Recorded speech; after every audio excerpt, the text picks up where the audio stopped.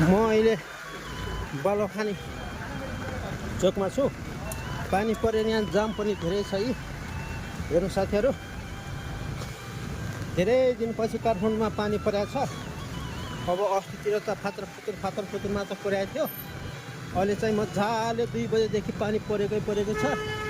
अहिले म ठ्याक्कै कपन बलखानी चोकमा छु। यहाँ गाडीहरूको जाम पनि भइरहेछ। बाटोमा हिँडिरहेको छु।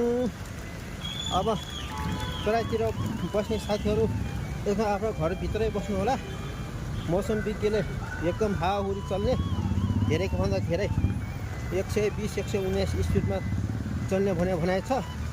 त्यसकारण घरभित्रै बस्नु होला। अब यहाँ काठमाडौँको मौसम चाहिँ यस्तो छ। धेरै दिनदेखि पानी परिरहेको छ। गुम्बो धुलो एकदम अस्तव्यस्त थियो। अब यति पानी परेपछि केही दिनपछि मौसम खुल्ने सम्भावना धेरै छ।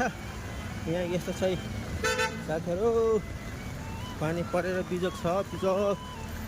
हो यस्तो छ। म ठ्याक्कै बलखानी चोकमा छु। सबैलाई धेरै धन्यवाद।